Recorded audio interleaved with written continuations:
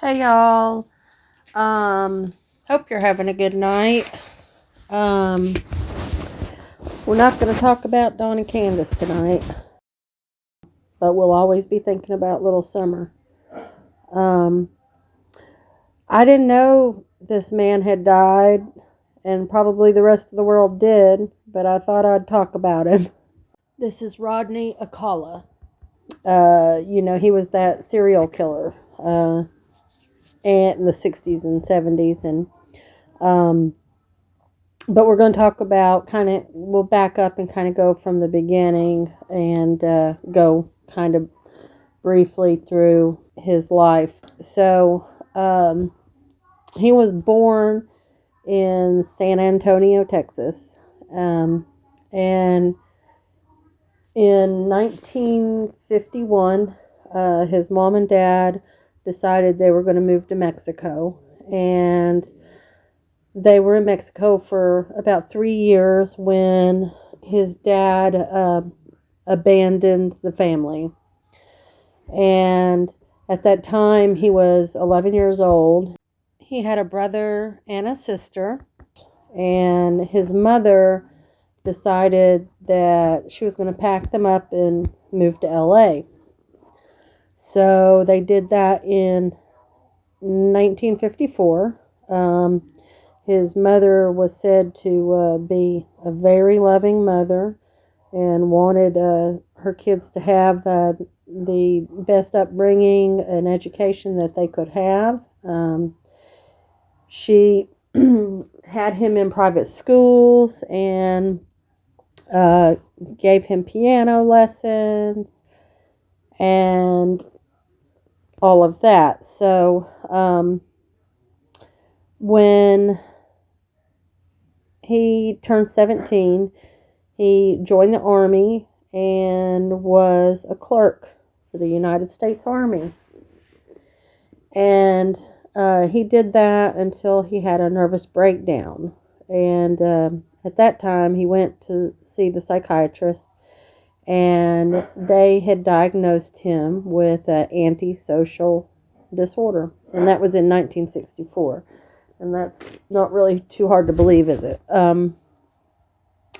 So later on, he was diagnosed with other things. He was diagnosed with a borderline personality disorder.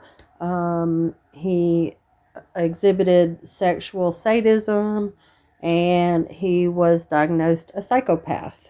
And after that, he went on to attend UCLA, where he studied the fine arts, and eventually ended up in New York City, where he studied filming, at the New York University. This is disturbing to me, knowing about him. He worked as a counselor at a children's camp. How alarming is that? So, for 2 years, he posed as a photographer, and he went on to collect over 1,000 photographs of young women and boys that he had taken pictures of. And when he was arrested, the police actually took his pictures and put them out to the public and asked the public if they recognized anybody in the photograph. And he was charged with 7 counts of murder.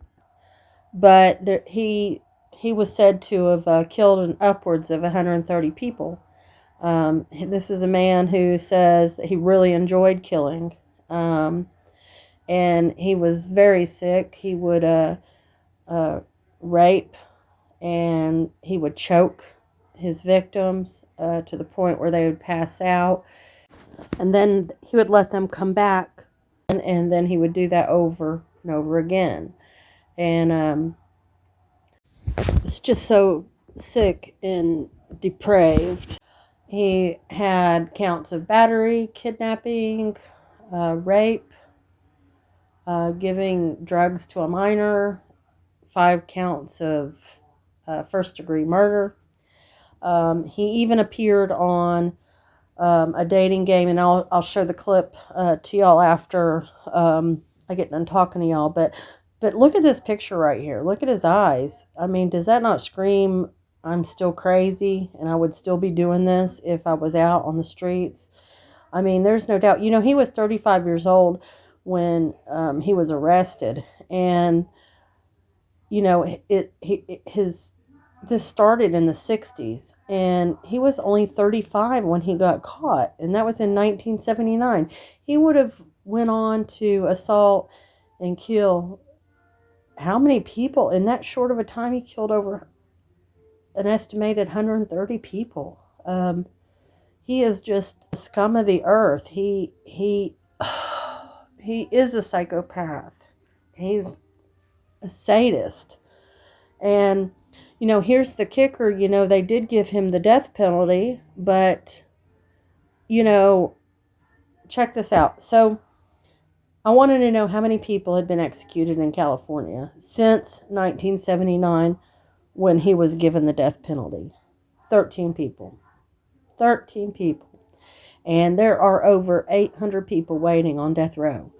And, you know, I believe in due process and all of that, but this is not a man that should have been kept by the state, by the taxpayers' money. He's not. I mean, this is a man that had no regard for life in the least little bit, and he was kept alive. And guess what he died from?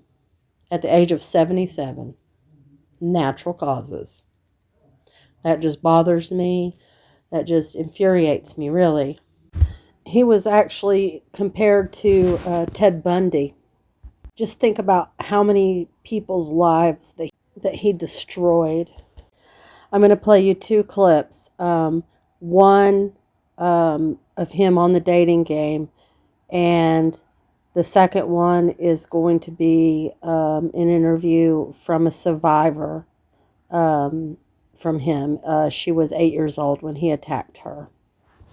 Our show, your host, Jim Lyons. Hey! Thank you. Thank you very much. Thank you. And welcome to the dating game.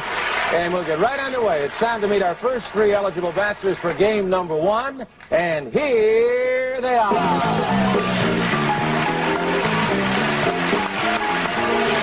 Good luck, gentlemen. Well, let's see. Bachelor number one is a successful photographer who got his start when his father found him in the dark room at the age of 13, fully developed. Between takes, he might find him skydiving or motorcycling. Please welcome Rodney Alcala. Rod, welcome. And it's time to meet a young lady for game number one, and here she is. Here is a young lady with a wealth of experience. She once earned a living massaging feet, but she quit when her boss suggested that she work her way up. Then she taught school in Phoenix, Arizona, and now she's here to educate our three bachelors in the art of amour. Welcome, if you will, sensational Cheryl Bradshaw. Hello, Cheryl. Don't sit down yet. Just a minute. Want to make sure everything is straight. You relaxed? You feel okay? All right. You know there are three bachelors over there. There'll be 1, 2, and 3. Ask them anything you like to find out more about them, except their name, age, occupation, or income, okay? And we're going to start by having them say hello to you and see how they sound. Number one, would you say hello to Cheryl, please?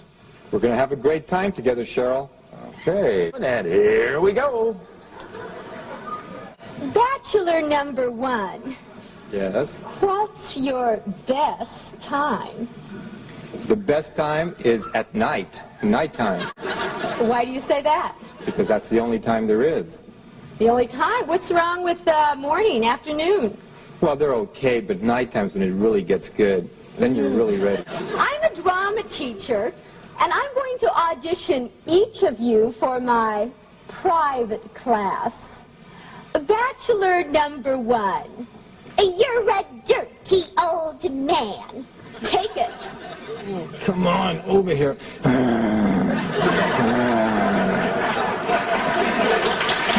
Oh, honey, we ought to go out and boogie.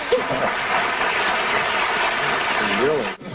A bachelor Bachelor number 1, I am serving you for dinner. Oh, What are you called, and what do you look like? I'm called the banana, and I look really good. Can you be a little more descriptive? Peel me.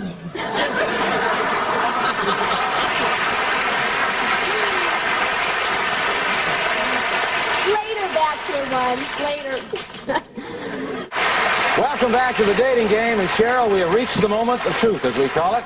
You've heard from the bachelors. You got some great dramatic presentations, some good answers, but now I'm going to ask you a question. Will that date be bachelor number 1, bachelor number 2, or bachelor number 3? Who gets the dates? Well, I like bananas, so I'll take 1. Number 1, bachelor number 1. All right. Well, there they go. However, you did leave one remaining, and this is your date, and I want to tell you something about him, Cheryl. He's a skydiver, so he's got a lot of nerve. He's into motorcycling. He's also a fine photographer. Say hello to Rodney Alcala. Rodney, come on and say hello. Congratulations, Rod. You did it with the one answer. Well, as far as I can see, Cheryl and Rodney, it looks like the two of you may be involved in some sort of racket, so we're going to have you take to the court. Oh, first, you'll receive tennis lessons from expert Naomi Besa of the famous Kirkwood Tennis Club. That starts. And you'll soon be acing everyone off the courts. And to make sure you both look as professional as you'll become, complete tennis outfits will be provided by Bill Darling's Tennis Shop. It'll really make you look like part of the racket set. Then it's off the Magic Mountain, one of America's greatest and most complete amusement parks, with plenty of excitement to challenge any daring dater, like the Revolution that'll help you turn the town upside down, and of course the world's greatest roller coaster, the Colossus. Magic Mountain, just a half an hour north of Hollywood, California. So have fun playing tennis. Thank you, Rodney. Thank you. Okay. You can go relax, meet each other, say hello, get acquainted, and they'll be back. He was a real creepy guy, a real idiot. Jed Mills was bachelor number 2, and nearly 40 years later, he's still haunted by their encounter. This creep comes up and he puts his face practically in my face and he says, "I always get the girl." When I think about what he said, "I always get my girl," he kills him. That's what he's talking about.